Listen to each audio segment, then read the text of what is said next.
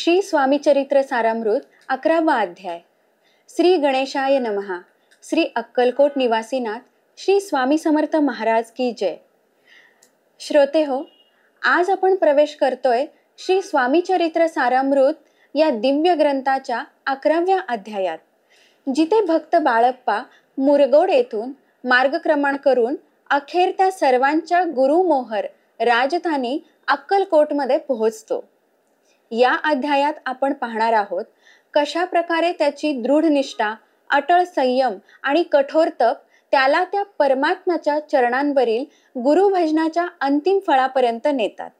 मुरगोडच्या तपोग्रस्त वातावरणातून ते अक्कलकोटच्या भक्तिरसात झटपट एकवटतात, जिथे स्वामी समर्थ महाराजांची महती, भक्तांची गर्दी, कीर्तनांचा गजर आणि अनन्यसाधारण चमत्कार यांचा महासंगम उलगडतो. चला तर मग हृदयात श्रद्धेचा दीप प्रज्वलित करून भक्तिपूर्ण अंतकरणाने आजचा प्रवास सुरू करूया. श्री स्वामी चरित्र सारामृत 11 अध्याय. पूर्व अध्यायात आपण पाहिले की बाळप्पा हावेरीहून मुरगोड येथे येतात.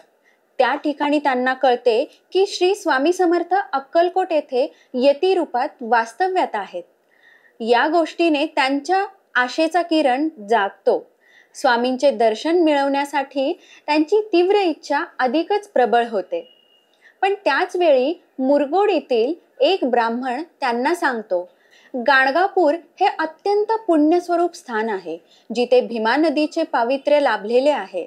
अनेक भक्त तिथे जाऊन अनुष्ठान करतात आणि स्वप्नात श्री गुरूंना पावतात. हे ऐकून बाळप्पा त्वरित गाणगापूरकडे प्रयाण करतात. तिथे पोहोचल्यावर ते नित्यनेमाने स्नान, जप, ध्यान, संध्यावंदन आदी गोष्टी करीत नियमित सेवा आरंभ करतात. आपली पूर्वस्थिती, संपत्ती, घरदार, अपत्य, वैभव हे सर्व मागे टाकून ते अत्यंत साधेपणाने मधुकरी मागून जगू लागतात.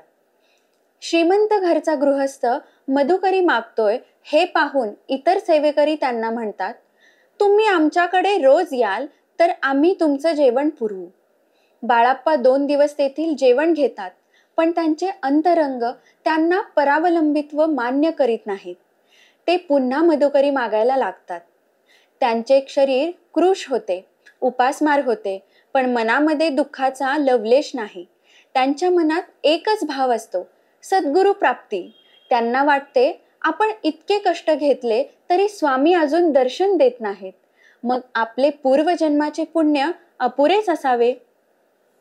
या सर्व तपश्चर्येमुळे अखेरीस एक रात्र ते स्वप्नात पाहतात.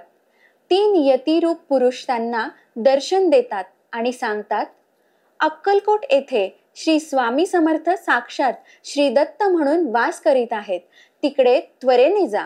हे स्वप्न ऐकून त्यांचे मन शांत होते.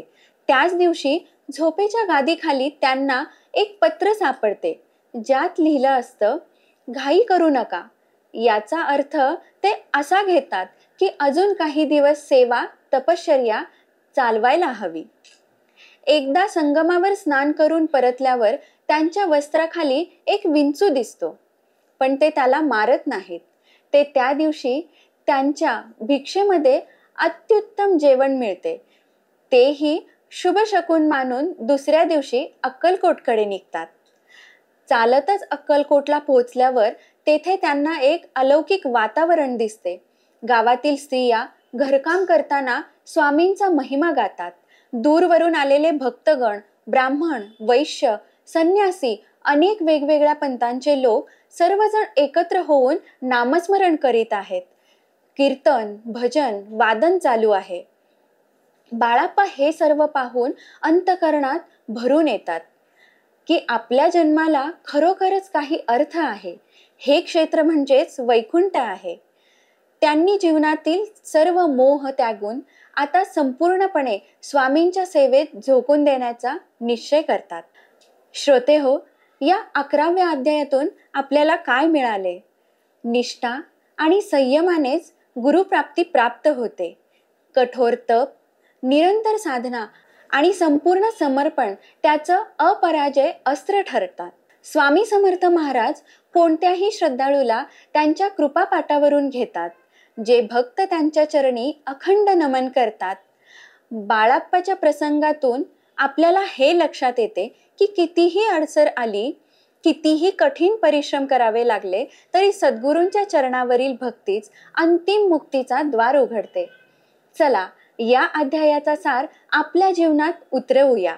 स्वामी समर्थांच्या चरणी नतमस्तक होऊन त्यांच्या नामस्मरणाने आपले हृदय धन्य करूया. श्री स्वामी समर्थ. जय जय स्वामी समर्थ.